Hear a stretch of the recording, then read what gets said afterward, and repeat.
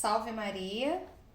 Vamos prosseguir a leitura do livro Padre Pio, um Santo entre Nós, a biografia mais completa de Padre Pio, de Renzo Alegre. Estamos na página 484 e hoje vamos iniciar o capítulo 22, já no finalzinho. Acho que faltam mais, acho que até o 25, né? Então, depois de hoje, faltaram mais 3.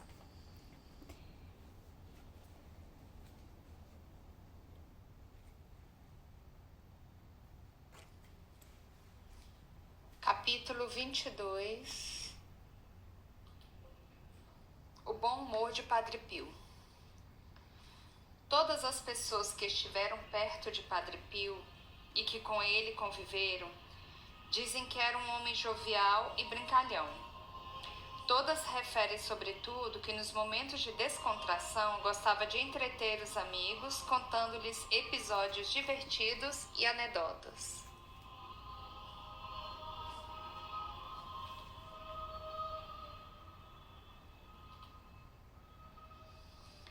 Tinha um apurado sentido de observação, uma forte capacidade de percepção do lado cômico das pessoas e de colocá-lo em destaque, embora de forma benévola, sem ofender ninguém.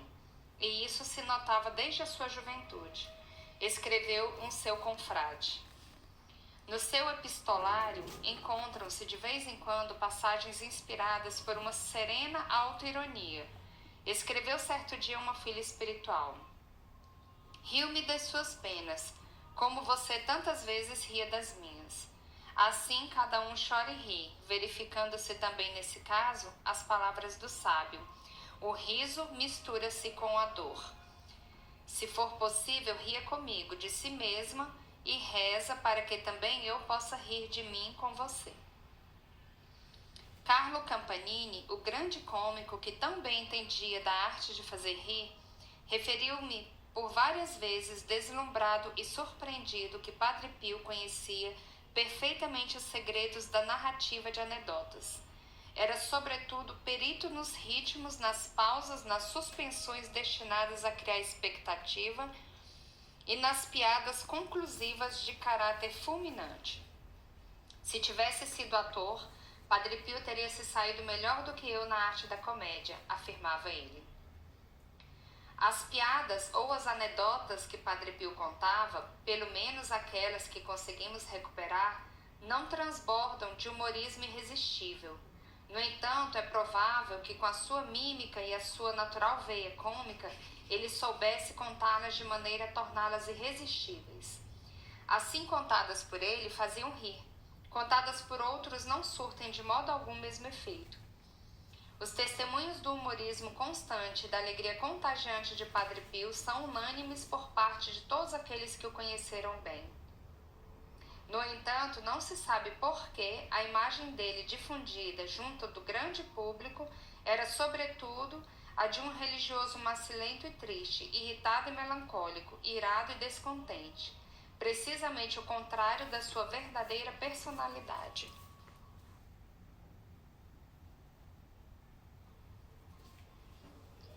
A categoria de pessoas que o padre gostava de atingir com as suas piadas eram sobretudo os médicos e os advogados. Padre Pio tinha grande confiança nos médicos.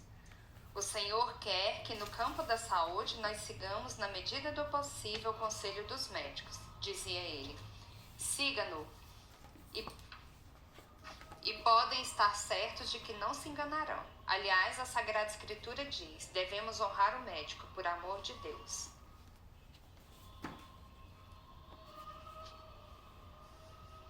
Uma jovem de Ancona, afetada por uma doença grave, foi vista por um célebre especialista de Roma, que a aconselhou a fazer repouso e pensar nas últimas disposições a dar à sua vida.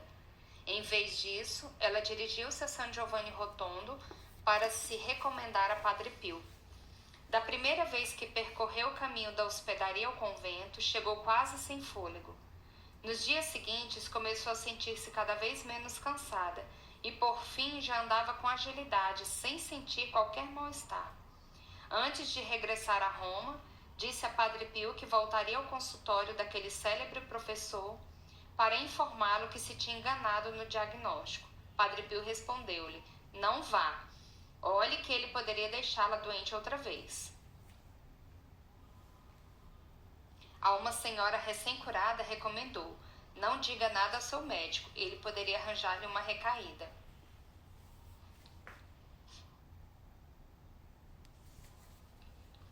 Chamava os advogados sempre em tom de brincadeira, trapaceiros de marca.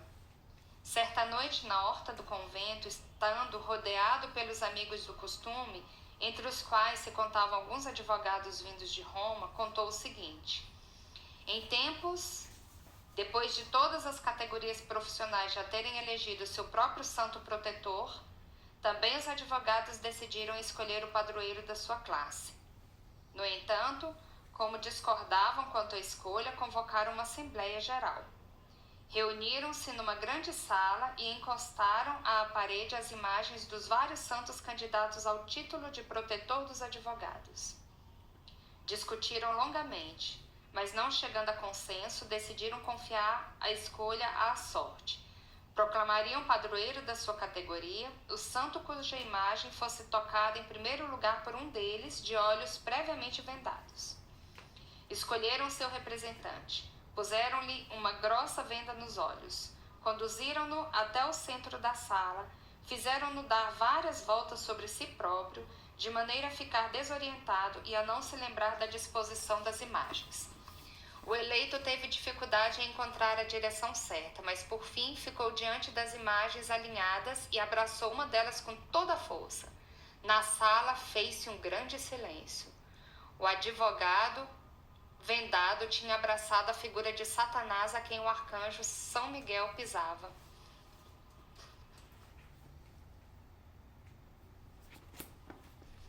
Outra historieta associada aos advogados que Padre Pio gostava de contar era a seguinte: Santo Ivo, que sobre a terra tinha exercido a advocacia, chegara havia pouco ao paraíso, mas ainda não tinha levantado nenhuma questão de direito ou de fato. Certo dia, observando São Pedro trabalhar como porteiro, começou a interrogar-se por que razão tinha de ser precisamente ele o detentor das santas chaves. Comentava para si mesmo: Pedro não é virgem, não é doutor, não é jurista, nem sequer o mais simpático dos apóstolos, visto que traiu o mestre. Santo Ivo começou a tecer tais considerações em voz alta. À sua volta começaram a formar-se grupos em animada discussão, e muitos acharam as suas ideias interessantes. Continuava o santo a dizer: eu compreenderia que São João ocupasse aquele lugar. Ele é virgem e foi o predileto de Jesus. Mas São Pedro, nenhuma base jurídica justifica o cargo que ele ocupa. Entretanto, São Pedro começou a sentir certa desconfiança à sua volta. Percebeu que os habitantes do paraíso, até então tão amáveis, agora lhe lançavam olhares estranhos e malévolos. Que terá acontecido? Interrogava-se ele preocupado. Finalmente, alguém lhe referiu as críticas de Santo Ivo, o que o deixou impressionado, causando-lhe sofrimento. O caso chegou aos ouvidos do Pai Eterno, que mandou chamar o advogado e a sua vítima. Santo Ivo começou a fazer a sua alegação, enumerou os méritos que faltavam a Pedro, apontou-lhe os defeitos e demonstrou como, sob o ponto de vista jurídico, ele não tinha direito às chaves, ao passo que São João as merecia. O Pai Eterno seguira com grande interesse a intervenção de Santo Ivo. De vez em quando aprovava com a cabeça e Pedro, ao ver aqueles sinais de consenso, sentiu-se perdido. Vencido pelo mal-estar, deixara cair as chaves das mãos. Terminado o discurso, Deus disse: Ivo, não tens mais nada a acrescentar? Ó Altíssimo, parece-me ter demonstrado, mas Deus interrompeu. Sim, meu caro Ivo, tu demonstraste e tudo o que disseste parece justo, mas eu considero que aquilo que meu filho fez em tempos está bem feito. E por isso não vou alterar nada. Assim terminou a sessão.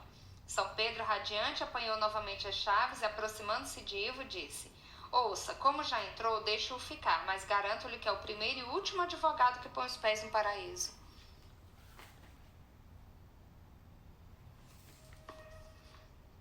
O padre Constantino era um pouco surdo e usava um aparelho auditivo. Padre Pio perguntou-lhe: agora ouve melhor? Onde está o aparelho?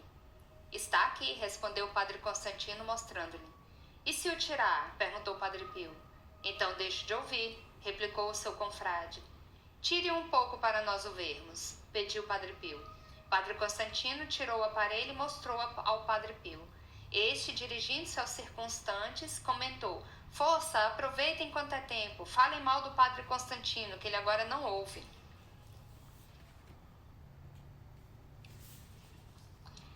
Agide Finardi, o empresário de Bolzano e amigo de Padre Pio, contou-me uma historinha que o padre gostava de contar muitas vezes. Havia um camponês que todos os dias via passar o trem e todos os dias se interrogava sobre qual seria o seu destino. Certo dia passou por ali um caçador e os dois entabularam conversa. Nesse momento passou também o trem e o camponês perguntou ao caçador se sabia para onde ele se dirigia. O trem vai para a cidade, respondeu o caçador. Que é a cidade? Perguntou o camponês. A cidade é uma massa de casas e de outras coisas que não há no campo, retorquiu o caçador. E como se pode ir até a cidade? Vai-se até a estação, compra-se o bilhete e pega-se o trem. Então o camponês, às escondidas da mulher, vendeu o burro e a carroça e dirigiu-se à estação, levando consigo o dinheiro obtido. Apresentou-se ao cobrador de bilhetes que lhe perguntou: Para onde quer ir? Para a cidade. Qual cidade? Para a cidade. Se eu não disse nada à minha mulher, imagine se lhe vou dizer a você. O cobrador decidiu enviá-lo até a cidade mais próxima. Perguntou-lhe: Quer um bilhete só de ida ou de ida e volta? Se quiser o de ida e volta, pouco incômodo de ter de comprar segundo bilhete. O camponês, pensando que os dois bilhetes eram de mesmo preço, optou pelo de ida e volta. Entrou na estação. De repente, assustou-se com o barulho do trem chegando. Em seguida, cheio de medo, não sabia por onde havia de entrar. Foi empurrado à força para um vagão pelo chefe da estação. No vagão encontrou um senhor que lhe meteu respeito e por isso recuou para um canto. A dado momento, o trem entrou num túnel e ficou tudo às escuras. O camponês, aterrorizado, desatou a gritar. Cada vez que o trem entrava num túnel, repetia-se a mesma cena. O senhor, que estava sentado ao seu lado, exasperado com aquela gritaria, disse-lhe em tom severo: Vá para o inferno, você e o seu medo. Para o inferno irá o senhor, respondeu o camponês. Eu tenho bilhete de ida e volta, por isso voltarei para casa.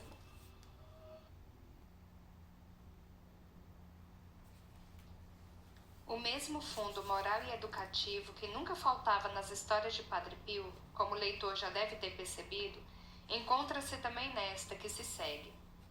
Certo dia, Jesus, ao passear pelo paraíso, viu passar muitas carrancas medonhas. Chama São Pedro e pergunta: Que está acontecendo?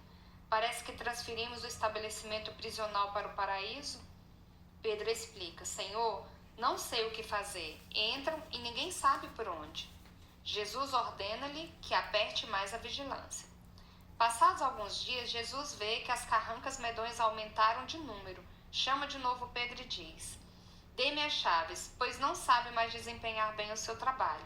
Pedro replica: Senhor, a culpa não é minha. Eu fecho a porta na cara daqueles monstros horrendos, mas a sua mãe abre as janelas e deixa entrar todo mundo.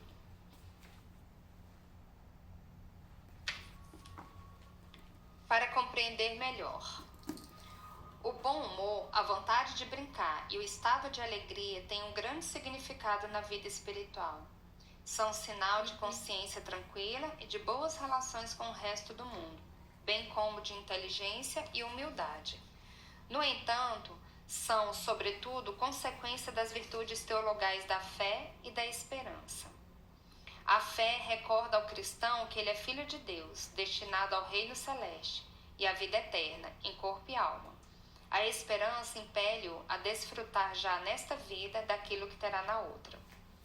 Quem detém semelhante certeza e de vez em quando pensa nela, nunca pode ficar triste, melancólico, deprimido ou desanimado. Isso pode acontecer-lhe por alguns instantes, mas logo a seguir, mal pensa no próprio destino e nas promessas de Deus, volta a alegrar-se. Alegres na esperança, fortes na fé, exortava São Paulo. Por isso, os santos sempre foram otimistas, sempre tiveram um fundo de alegria contagiante. As biografias que os descrevem como macambúzios, carrancudos, introvertidos não são dignas de crédito. Um santo triste seria uma contradição. Só nos momentos em que medita sobre as próprias deficiências, sobre as próprias faltas, experimenta dor e amargura. A certeza, porém, do amor de Deus, que é seu Pai, inflama-lhe o coração e o leva de novo à alegria. São Francisco, como refere Tomás de Celano, seu biógrafo, recomendava aos seus discípulos: cuidem os irmãos de nunca se mostrarem tristes e sombrios, como os hipócritas, mas alegres no Senhor, risonhos e amáveis, dentro dos limites da conveniência. O coração de Padre Pio transbordava de fé e de esperança. Mesmo no meio dos maiores sofrimentos físicos e morais, a imensa alegria proveniente da consciência de ser filho de Deus, herdeiro do reino dos céus, nunca o abandonava. Sentia-se forte, leve, sereno e seguro. Então, quando estava com seus confrades e amigos, a sua graça irrompia em piadas e riso, tornando-se a expressão objetiva do seu estado de alma. Ria muito e com satisfação. Então, acabamos aqui o capítulo 22, página 498, e no próximo vídeo continuamos, o capítulo 23. Salve Maria!